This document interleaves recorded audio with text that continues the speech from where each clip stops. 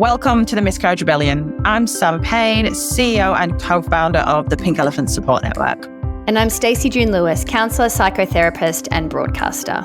This podcast is where we share stories of many Australians who have lost their babies to early pregnancy loss. With evidence and empathy, we unpack the shame, blame and stigma and the lack of support that many face. This is a loss that has been silenced for too long. We deserve better. We are here to normalise the conversation. And we're here to make lasting change. Today we welcome Tarla Lambert to the very last episode of the Miscarriage Rebellion for 2023. Tarla is the editor-in-chief and co-owner at Women's Agenda, Australia's leading online news site championing women in their lives and careers. Tarla is a regular commentator on politics and women's news, appearing on Sky News and ABC, and speaking at various events promoting equality. Today, Tarla bravely shares her personal journey of pregnancy loss, taking us through the challenges she faced in navigating the healthcare system and the profound impact it had on her emotional well-being. This episode will give you insight into the emotional toll of miscarriage, the need for validation and empathy, and the critical role of support networks. The conversation extends to the broader goals of the Miscarriage Rebellion movement, emphasising the need for systemic changes, increased funding, and the importance of amplifying individual stories to effect real change. So without further ado, please welcome Tarla. If you could take us through your lived experience as well of pregnancy loss and give us some context as to why you kind of understand this from lived experience, but also from that women's health perspective, that would be great. Yeah, I mean, my own experience was, I was trying with my partner to have a baby for quite some time, and it just wasn't happening as I thought it would. And I was young. I was 28 at the time, so I knew there weren't any complications from that end. I wasn't overweight. I just didn't really know what was going on, and I'd been on the pill for such a long time, and then came off it. And I found my situation really hard to navigate from a health, from a practitioner point of view, because every time I'd visit the GP and say, look, what's going on? It was getting months down the line. And I could never find someone that seemed to really care or acknowledge what was going on. And there was a lot of advice around the fact that I'd come off the pill and it was just normal and maybe my body was just getting back in sync. But they weren't, doing blood tests on me. They weren't really kind of checking what was going on. And it did take probably up to 12 months for me to get a blood test that finally showed that I had, a thyroid issue and I wasn't ovulating, and that was the issue. And so that was great to finally have some kind of information around that, but it did take that long.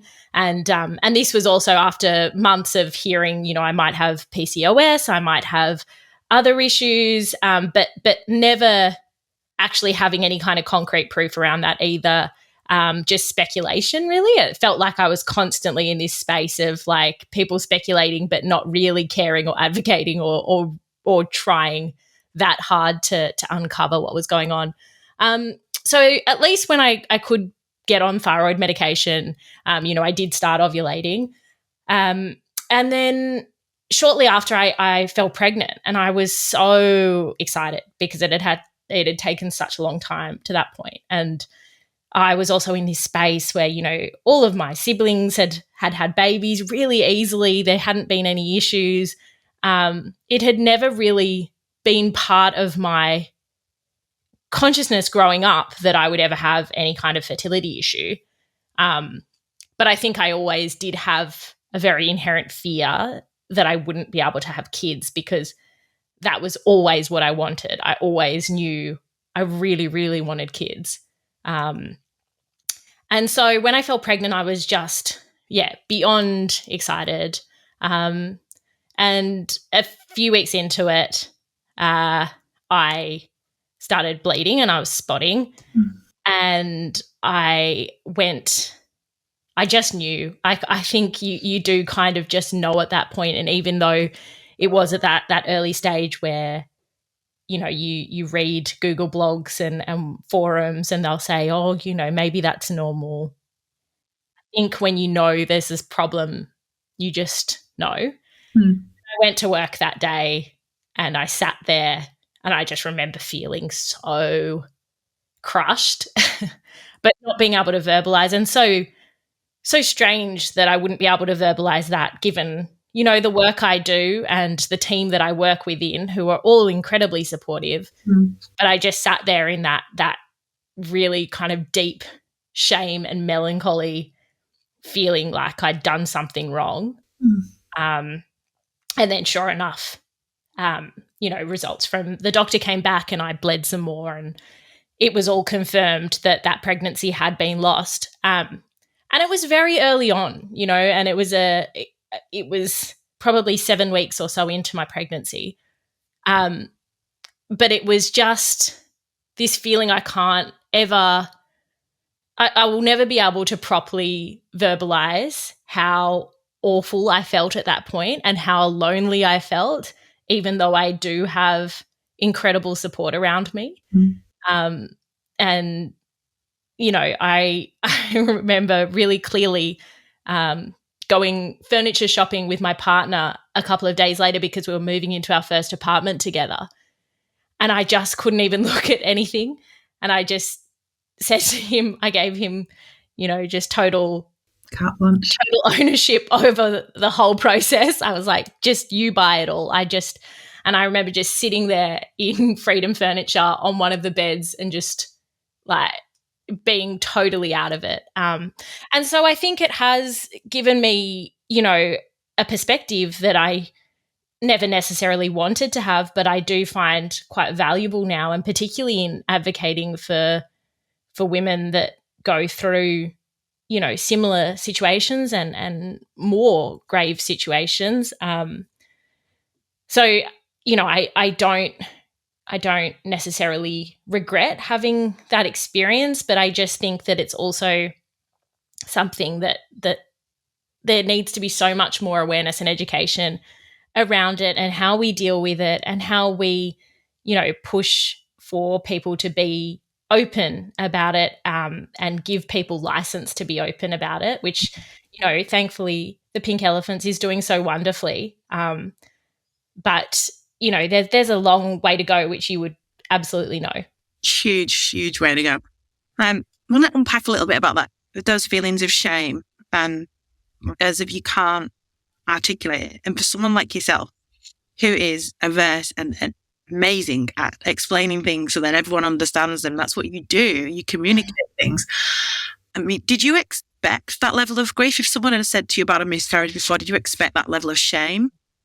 No, and I'd always been really pragmatic, I think, around that issue. When I think about it, I'm a very rational person, so I've been like, I knew statistically it was quite likely for pregnancies to end that way. I'd obviously known other people who had experienced pregnancy loss.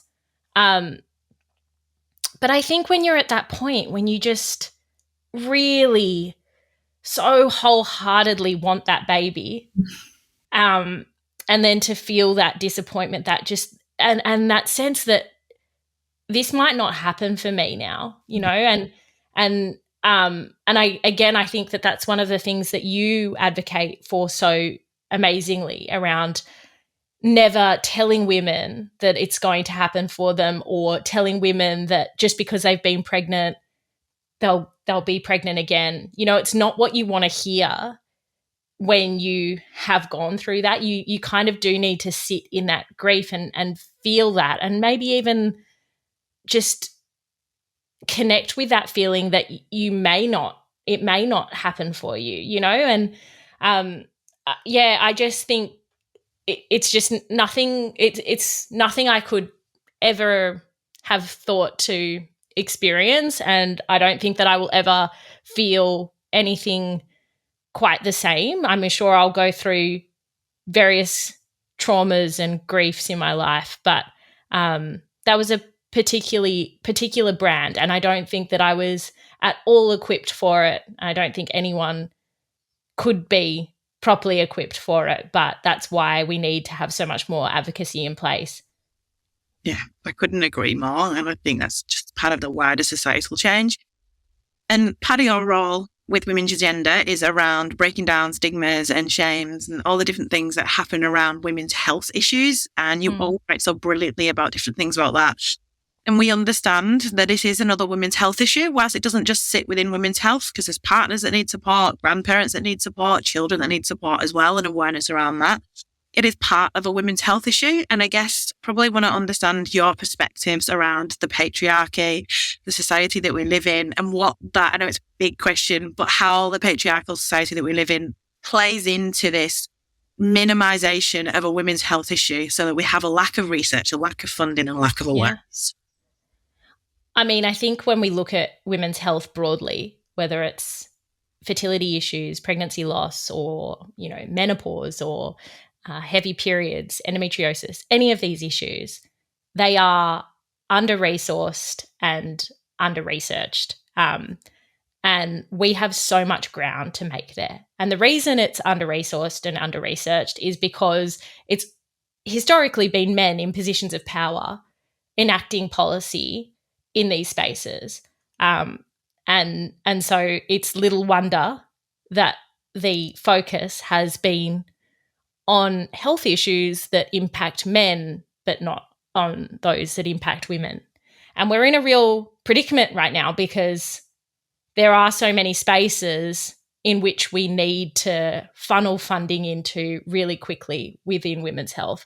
I'm glad to see there have been some gains in recent times, and I do think that there has been a broader conversation shift around many of these issues, particularly around menstrual health and menopause and fertility loss. And I think a lot of employers are leading really proactively there, which is great to see. I know you guys do a lot of work with QBE, for instance, and I know that they've got some really great initiatives in place. But, we see that a lot more regularly now, where you see employers really jumping on the bandwagon, knowing why it's so important to get behind, why it's so important to support women's health and women's wellbeing at work, because all of these things play into everything else, and proactive culture and positive culture within workplaces. So that's really exciting to see. But I think I read a good piece recently, and it was around the topic of if men were the ones to experience miscarriage. Mm-hmm. And I think, some of the takeaways from that piece were really pertinent. For starters, I don't think that they would be called miscarriages. Mm-hmm. That plays into the very notion that it's a mistake or it's been mishandled, that somehow we're at fault for that happening. And women, when they go through pregnancy loss, oftentimes they will be inward focusing and look at, what they did do wrong. I know in my own case, I was like, did I drink wine at a time that I wasn't meant to? Was I eating the wrong things? Did I jump up and down too hard? You're just constantly questioning yourself. And that's already something that we're conditioned to do as women. So that's one thing. I think that there would be paid leave for, pregnancy loss and miscarriage and any kind of fertility leave, actually. Any woman or family that's going through these processes need that support. And I think that leave would have been in place. I know we're starting again to see the trickle of that a little bit, but I think that leave would have been in place many moons ago if this was an issue that happened to men. I think that there'd be better support infrastructure in place. There would be no financial costs to actually going through, fertility treatments or anything to do with the aftermath of pregnancy loss. I think there would be better scientific research into why this is happening. Obviously, we can't always find the answer, but I think there would be more funding and there would be more backing into that. So I think that there are so many things that we need to be clear on and understand in this space, and that, you know, there is a reason why we now need to have our voices heard and be loud and advocate, because, you know, we've been pushed into a space where we've had to be silent for a long time, and it was just normal for women to shut up and get on with it, and deal with trauma by themselves and not talk to any kind of counsellor, or even, you know, probably verbalize it within their own homes and communities. So I think it's nice to see a shift there, but I do think that it's going to take a long time. Yeah, I couldn't agree more. But we have to start somewhere, right? And that's part of us doing this as well. The rebellion is around this. Let's amplify each other's experiences. Let's share them very intentionally, because the change that I think we can make from these, and then if you underpin it with the evidence as well, then hopefully we're building a really strong case for support. I love what you just said there as well. I'm pushed into a space of silence. I think that was just such a strong, depiction of it. I'm going to ask you the magic question that we're asking everyone that comes on here. You talked a little bit about it then, but so the Miscarriage Rebellion is all around inciting action. We do want change. We have been silenced for too long, and our experiences have been minimised for too long. If you had a magic wand and there was one thing that you could make happen today that would be righted for those that are going through this experience, what would that be?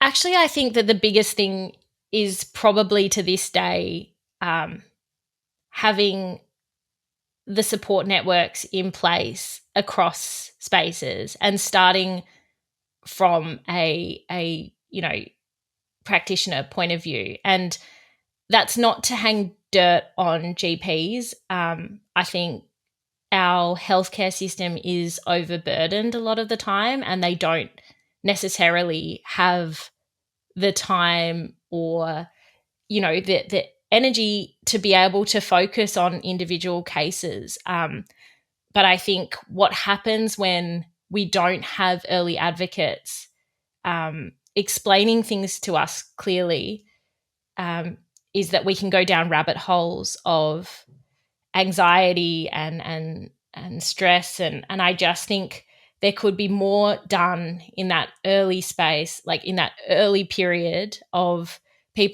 women asking questions and perhaps having concerns or fears about their fertility, to have people, advocates, health advocates, be able to respond to that accordingly, and to spend the time on, you know, what those fears are. And so again, that's a matter of resourcing and funding. At the end of the day, we need more funding and resourcing. We need to equip healthcare workers in the best way possible. And we know, again, that they are so overburdened at the moment. So that's really on the government to fix. Yeah, I couldn't agree more, right? We need that. It's funding and resourcing, but it's specific areas. It is understanding that gap that we have, that early intervention piece of, okay, this has just happened. If we send this woman away with no support and nowhere to go to, she's going to just go to Google. And there's some great things now on the internet, but there's still some awful things, right? Yeah. So how about we point them to places that are evidence-based and trusted first? How about we then also have a follow-up, a checkup with them? And you leave hospital with a baby in your arms and you get that 6-week postpartum checkup from your GP. Why are we not doing that in this situation as well? It's not rocket science, some of this stuff as well. Like ultimately, you've carried a baby and lost a baby, you still have that hormonal shift. There still should be a postpartum check-in 6 weeks afterwards, just to check. If anything, there's that well-being check, there's the physical symptoms to check, there's so much more. But I love what you just said. Thank you. Oh, thank you. People don't talk about it, but it's happening. Behind closed doors, hidden behind smiling faces. There are so many people suffering in silence right now, unable to access the support that they need and deserve, simply because they don't even know that there is support available. The Pink Elephants community is made up of people from all over Australia. Some come from the big smoke, others from the bush. Some of us have heaps of friends and family around, others have none. Some have lost babies at 5 weeks. Some had ectopic pregnancies. Some had multiple ultrasounds. Others only ever saw the 2 red lines on a positive pregnancy test. But we all have something in common. We have all lost a baby. We are all bereaved parents. There are estimated to be over 100,000 of us across Australia every single year. Please help us connect with these people to give them the support that they deserve. No one should have to lose a baby and be left on their own to navigate their grief. Help Pink Elephants support more bereaved parents. Visit pinkelephants.org.au. And that's a wrap, and I couldn't be prouder. I am here in an incredibly grateful space to each and every one of you who's joined us with the Miscarriage Rebellion and the movement that it is. We couldn't have had the impact that we've had without your support. So I want to start with an upfront acknowledgement and a thank you for each and every one of you that has signed a petition, has wrote a letter to a federal MP, has shared a post, has engaged with content on social media, has referred a friend to access support via Pink Elephants. You're all doing your part in normalising these conversations around miscarriage, because we know that the impact of early pregnancy loss is far more than just its comment or the statistics, or at least it happens early. We know that the impact is real to those of us grieving the losses of our babies, and we know that we need to meet them all with validation, empathy, and understanding. And you're really, truly helping us to do that. We thought that it would be really special to share an update of the Miscarriage Rebellion campaign and to kind of let you know where we've landed. I am recording this towards the end of November, and we launched on the 1st of October. We 110% will be continuing on with the Miscarriage Rebellion in 2024, but where we are today, as I said, is a place of immense gratitude. We know that for too long, the experience of miscarriage or early pregnancy loss has been minimised and our grief has been disenfranchised. We know that this can lead to serious, long-term poor mental health outcomes. Women and their families deserve better. The losses of our babies deserve to be met with validation, empathy, and understanding from health professionals, workplaces, and community. The Miscarriage Rebellion is a movement delivered through a podcast to shine a spotlight on the gaps in our care. It intentionally tells the stories, the stories behind the statistics. And that is on purpose to invoke empathy and incite action. And oh my, we have incited so much action. I am so proud of all of us. In just 1 month, the campaign has seen thousands more women standing alongside us and calling for much needed change. I'm going to share some statistics with you, but know that behind all of these statistics are real people accessing real support when they need it most, and I couldn't be prouder. We've had over 9,756 people supported in our online communities. We've had over 12,000 people through our website, not just in 1-second views, staying on our website for longer than 3 minutes, accessing content that is relevant to them, supporting them on their journey. In 1 month, we had 732 resources downloaded. We reached over 207,000 people on Instagram and over 35,000 on Facebook. Remember, every statistic has a face, a name, and a story. Someone very real behind these numbers is accessing the support and the care that they deserve. That's what your movement, that's what your support of the Miscarriage Rebellion delivers, support where it's needed. Our media impact was incredible and our largest to date. We reached an approximate 102 million people with 1,421 media mentions that were online stories from people like Mamma Mia and Kira Rumble sharing her ectopic experience. People like Emma Costello featuring our board member from Sec Newgate who was interviewed on Channel 7 News, live news, which is incredibly intimidating to do, but she was brave enough to do that because she knew that the people we would reach were those that that needed support. Incredible impact. I can't name all of the media, but I'm really grateful for each and every one of you that have featured pink elephants. As I said, that was 1,421 media mentions across online, print, TV and radio. Incredible. We have taken this campaign into the community. We've had a partnership with JC Decaux, who we're incredibly grateful for. It's a pro bono partnership. What that means is we haven't been charged a fee, which means the money that we make can go back to Pink Elephant's circle of support. And so through that partnership, we have managed to reduce the shame and stigma that surrounds miscarriage by putting miscarriage into the community on huge billboards. I've had people texting me driving out from airports. I've had people walking to their train stations, seeing the Miscarriage Rebellion and thanking us for starting a conversation where it's needed to be started most. We've also reached out to healthcare. We've had an incredible partnership with Tonic Health Media, which has allowed us to put in resources and support into 3,358 GP practices nationally. Again, meaning that if you're in a GP and you've just been given the diagnosis that you've lost your baby, you have immediate access to support. And we know just how important that is to you. You've told us time and time again, and we're doing our absolute best to make sure everyone has a clear referral pathway. Remember that within Australia, there is approximately one miscarriage every 5 minutes. Some of the quotes that we've taken through this campaign that I want to share with you today, again, to highlight that there are real people behind every statistics. As someone who has grieved the loss of 4 babies, I cannot recommend the support services of Pink Elephants enough. There was nothing like this when I was going through my grief, and it's nothing less than a miracle. I want my tax dollars going here. I have gone through recurring miscarriages and felt let down by the lack of support and process in our health system. There is more work to be done to support families, and I'm sure additional and ongoing government funding for Pink Elephants will support this. Good luck and keep up the amazing work.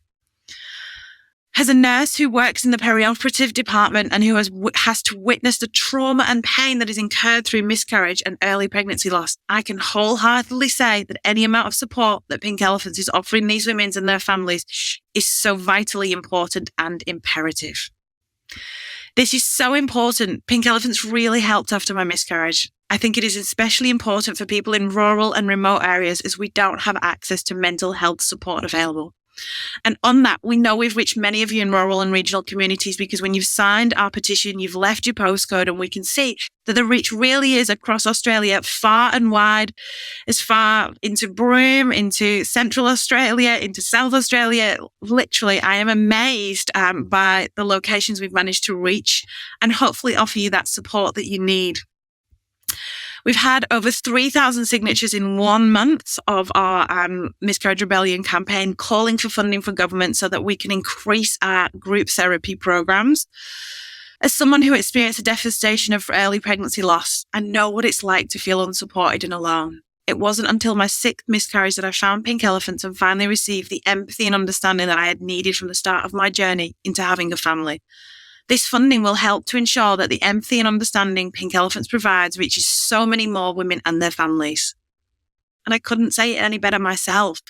This woman should not have had to wait till she had her 6th miscarriage before she found access to support. On her very first loss of that very first baby, she should have been given a referral to Pink Elephant support. We should then be able to meet her and give her all of the support she deserves. We shouldn't have to place her on a wait list. We shouldn't have to say, sorry, we can't fit you in this program. Please try again next time. And that is what the Miscarriage Rebellion is about. We have taken this campaign. I have met with Assistant Health Minister Jed Carney once again, who is all ears and incredibly favourable about the work that we do at Pink Elephants, and is looking at ways that she can support us. We have a very real funding ask in front of the federal government of Australia to help us to bulk up, to grow our circle of support so that it meets the demands of each and every one of you that reach out to us for support. We don't want to turn people away from our support programs. We want to make sure that everyone who is brave enough to say, I'm struggling, I need some support, I'm going through something, I'm not sure what to do, that we can say, hey, welcome, this is your safe space. This is where we can hold you. This is where we can give you all of that validation, empathy, and also some theory around what you're experiencing and some hope for the future. We can't do this alone anymore. For too long, I started Pink Elephants nearly 8 years ago, and we've managed to fund it based on generous donations on our workplace program, which we charge a fee for to large corporate organizations. And whilst that's incredible, and I'm hugely grateful of all of those donors that help us, it isn't growing quick enough. And that's why we have a very, very specific ask to the federal government, Department of Health, where we're asking them to invest $1.6 million over 4 years with Pink Elephants to help us to grow our Pink Elephant Bereavement Support Group Therapy Program. That's a program that we know you're applying for time and time again. Every time we put one little expression of interest out, we have about 80 to 100 women apply, and we can only put 12 through. It genuinely breaks all of our hearts at Pink Elephants when we have to say, sorry, we can't fit you in this program. And we see you apply again the next time.